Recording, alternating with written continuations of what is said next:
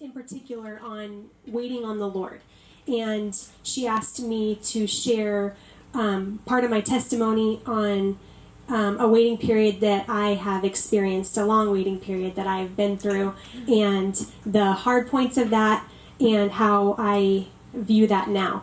And so I'm going to talk to you about part of my testimony tonight in regards to waiting for my husband.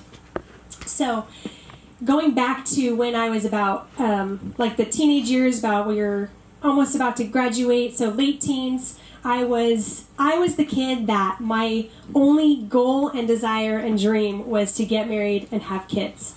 Other people had goals to go to school. I really thought my job was to be a mom and be a wife. And so I had a goal of having about at least, and I'm saying just at least 8 children, because I wanted like a football team. In my mind, I wanted like a football team. So I said, if I have 8, I can divide the 4 plus 4, and they could play against each other. So I had this all in my mind, and it was all going to work really well, I promise. And so I thought if I start having kids by 21, then I had it all figured out, as we all usually have things figured out. And so that was a really hard time of life, graduating high school, because I didn't really have a direction in which I wanted to go. Unlike wanting to go and be a nurse or a teacher where you can go to a university and get that education to be that person, there's no like husband school to go get a husband, and unfortunately that's a really good idea, but there wasn't that. And so I was the teenager that dug my heels in big time. When it came to anything moving forward, I was like, no, because what I want is not here yet, so I'm just going to stay where I'm at. So something my dad told me during that time that I held on to for a long time, and I still do in certain areas because it still applies even now. He sat me down and he said, Lisa, you don't have to have all the answers for your life figured out. This is okay. But what you do have to do is move forward. You cannot stay still because God can't guide you if you're not moving. God guides the moving vessel. God can guide, but if you're still, he can't guide you. So just follow the open doors God gives you. Don't try to reinvent the wheel, just follow his leading. And so that's what I did. I had 3 part-time jobs at the time, and one of those turned into an opportunity to be a full-time job at a dental practice where I could get benefits and full-time, and it would be an opportunity to move forward in the practice. So it just looked like the best option. So that's what I took. Looking back on that, I truly believe it was the best option for me. I'm not saying that, but I also believe that part of me was relieved I had that because it almost like checked all the boxes for me. My parents were happy. I didn't look like a complete loser in my older years, working a bunch of jobs, not going anywhere. I had some kind of direction, and it was a place where I could just stay until something better, what I really wanted, husband, came along. And so that's where I kind of stayed, and that's where I was feeling okay. So in 2006, I was 18 years old. Had been there for about a year. I got hired when I was 17. So I'd been there for about a year. I got a word here at church from somebody I trusted, and I trusted their relationship with the Lord. And the word was from Esther 2:12, which I'm just going to read you really quick. It says, before the young woman's turn came to go into King Xerxes, she had to complete 12 months of beauty treatments prescribed for the women, 6 months with oil of myrrh, and 6 months with perfumes and cosmetics. And what this person said to go along with that scripture was that she felt like God was sending me into a time of preparation where he was going to focus on preparing me for what he had for me in my life, and it was just going to be like an intensive time with me and the Lord in preparation. So I really took that to heart, and it was really good for me, and it really was, but in my young mind, I automatically put that word with what was the greatest desire of my heart. So my little teenage mind said, okay, good, I have to wait a year to find someone. Could be worse, could be better, but a year is not bad. So that year, I remember fully being content and pressing into the Lord and really seeking after Him. And it was a really good time. So after that year is when I started being like, okay, well, obviously I was all wrong about that. And so really I have no clue what's going on. And if that wasn't what the Word was about, then what was it about? And I do have to say, I never doubted the Lord. I never went through a time when I wanted to turn away from God, or when I wanted to, when I didn't trust Him. I always trusted Him. I would say my heart just began to feel hurt. Just like, you gave me this desire, you put this in my heart, this is all I want, and I'm just hurt. So I'm going to follow you because I trust you, but I guess my life is just going to be a living sacrifice because it's not what I want it to be. And so that was the beginning of a hard time for me. And I would say that, I would say that into my 20s is, I would say I went through this for like 3 years, a good solid 3 years of just feeling this way.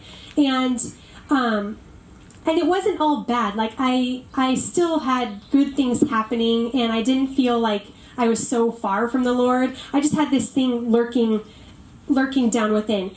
And that was a time that the enemy really used the lie against me that I had a lot of missed opportunities, that because I hadn't done this or that, because I hadn't gone to school, because I hadn't done this, is where I am now, and that's because I didn't do that is why I don't have what I have now. So, missed opportunities. So while I never doubted the Lord, I fully doubted my ability to follow the Lord and my ability to hear the Lord's plan, and that in itself is 100% not what God wants, but that's the way I was feeling, and that's what I was going into. So, in that time of feeling completely just kind of drained and down and out, around 26-ish, maybe later 26, God spoke to me in a really big way, and it changed. This is when my outlook changed.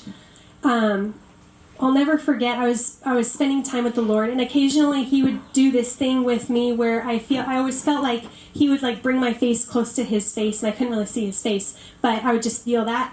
And He did that, and He said, in that time, He said that His love is something I would never grasp. And He said, if He loved me that much, something I would never grasp, would He give me the best? And it was a question that demanded my response.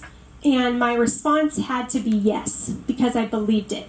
And so I thought, yes, I believe the Lord, and I believe that He will give me the best. So that has to mean that what I had planned is not the best. And so when I started resting in that, I started just resting in His love, and this love He told me about. And that's when I began to just have more peace. When I continued resting in the knowledge, which I had to keep telling myself, I had to keep saying it to myself, speaking that truth over my life, that the knowledge that His will is absolutely best, then I was able to be reminded, and the Lord started showing me He's so good, because He started showing me I wasn't just content, but He started showing me all these years that I've been discontent.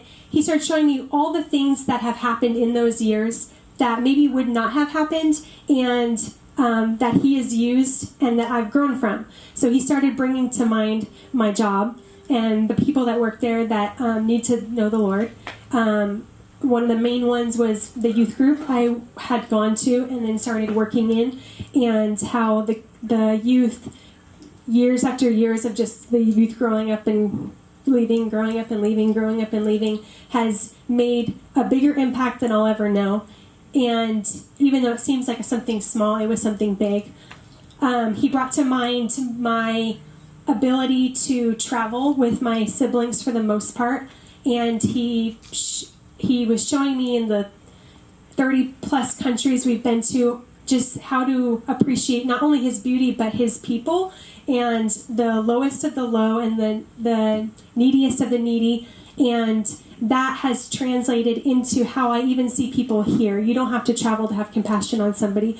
And he awakened that in me through travel. And so this close, I began to just get a very close feeling with the Lord, where I was so content, and I truly was happy with where I had come from and where I was, even so much where I watched my little sister get married, and where I was completely single, and people ask me all the time, does it bother you that your little sister's getting married before you? And they asked it like it bothered me, and I'm like, no, not really. And so I'm super happy, and I really was. I was able to fully rejoice with her. And that was such a freeing feeling. And even having that, God still didn't bring what I wanted. And I truly was okay with that. I knew that his timing was best. I really did. And so in July 2016, I went to summer camp with our kids because I was able to get the time off work and Amy was not. And so camps are so important to me because I went to them and I feel like I was changed through them. And some big moments in my life with the Lord came through times at camp. And so when we go up to camp, I pray for the kids a lot before camp, during camp, after camp. I pray that God will speak to them. I pray that God will speak to me for them, that they will just hear from the Lord themselves, that this would be a time where they can be fully just rooted in the Lord and growing in the Lord. So my focus is so much not on myself. Even though I know the Lord will bless all the leaders because that's what he does. But all that to say is I didn't expect anything for myself. So one night in the cabin, there was 3 churches in one cabin with one bathroom, which is awesome, by the way. And so I was with one other church next to us was a group leader that I know for a long time, I would say. We're not friends, but we're acquaintances, and when we see each other, we catch up, and she's a very strong Christian.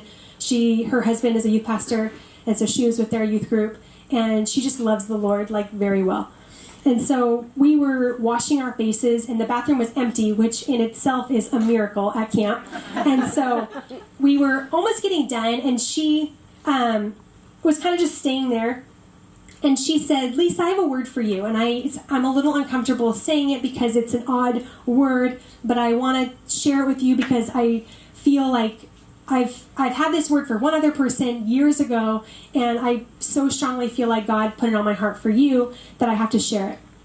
So she said, I feel like God's telling me he's going to bring your husband soon, and that you have been so faithful to him, and you don't have to do anything to bring this about. He's going to bring it. And there was probably a little bit more to that, but that's all I remember right now. And so I took that definitely and prayed about it, but I also refused to have my interpretation again on something like that in thinking that soon was going to be something that was soon. So I even prayed God, if soon is 5 years soon, then awesome. This is great. So that was July, and then so in January, I ended up kind of meeting somebody-ish, and then he asked me on a date, and I was like, oh wow, 6 months, that's not bad. And so I went out with this guy, and I kid you not, it was the single most horrendous date I've ever been on in my life. And I was like, oh, this is hilarious, actually. I got this word, and it was super cool, and then I went on a date, and it was the worst one ever. And so I really was able to laugh it off like that, because I was like, I just trust the Lord in this. And so then 27 days later, my cousin called me and said, hey, you want to come watch Weston play baseball in Valencia? From Bakersfield. They were traveling down for a tournament in Valencia. And you want to meet the coach because he's single? And I said, sure. And so that's when I met Ryan. And the rest of that is not necessarily what I need to share because that's not necessarily part of the process. But all that being said is I went through, I would say, 13 years of waiting on one thing. And I am so thankful that it was not 13 years wasted and that it wasn't even the majority wasted. because I'm just truly grateful to the Lord that He spoke to me in such a powerful way that I was able to listen and showed me the meaning of where I was at. And so just a few things I've written down that I hope to encourage you, because I know that each one of us can say that we are waiting for something and that we have some kind of desire on our heart that we want fulfilled. And that is normal. But also, that is not what, the fulfillment of that is not what's going to satisfy us. So fulfillment doesn't come when we get the desires of our heart. It comes when we root ourselves so deeply in our relationship with the Lord that we are able to believe that His plans are truly the best.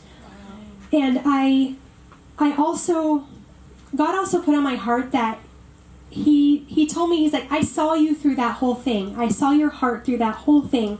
And just to show you how much God cares, and the fact that He has a little bit of a sense of humor. Remember, rewind back to when I wanted my football team, and I literally thought a football team. And He says, I didn't give you your football team, and I've already accepted I'm not going to have 8 children. And so no one needs to rain on my parade for that one. He says, I didn't give you don't get your football team, but I did give you a baseball team.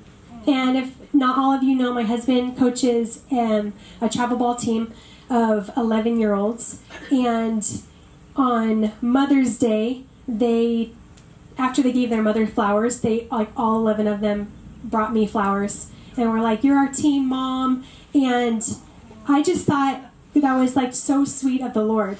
You didn't get your football team, you got your baseball team, and they need to hear about Jesus. Because some of them have rough homes and some of them have good homes.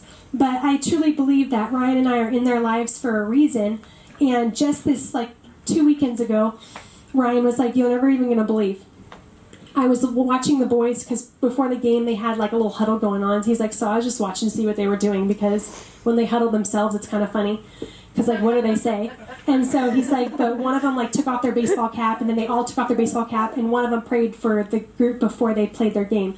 And he was like, I was honestly surprised, kind of shocked, because maybe one of them comes from a Christian home, maybe.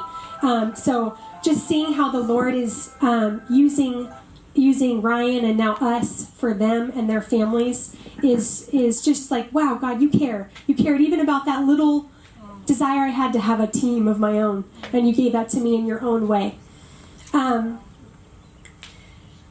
So a few of, just to end quickly, a few of the scriptures two of the scriptures that I would hang on to and just have to hold on to, I'm just going to share with you, because I think it's important to have just words from the Lord, scriptures from the Lord that we can hang on to during times like this. So one of them is Isaiah 42:16. It says, I will lead the blind by ways they have not known. Along unfamiliar paths I will guide them. I will turn the darkness into light before them and make the rough places smooth. These are the things I will do. I will not forsake them. And then one of my most favorite verses in the whole Bible that I truly kept by me closely is Deuteronomy 33:27. The eternal God is your refuge, and underneath are the everlasting arms. He will drive out your enemies before you, saying, destroy them. And I truly feel like God did that for me, and He gave me, He brought me Ryan, which is such a blessing, and I love him dearly. But I also love that it's so much more than that. I love that I have Ryan, but I also love that I have those years that God took me through. I love that I have the strength that built between my relationship with the Lord, and I love all the things He did for me and through me in those years of singleness. So just be encouraged that this time that you're waiting for something is not wasted. It really isn't. And rest in the Lord's faithfulness. We serve a faithful Father, so rest in that.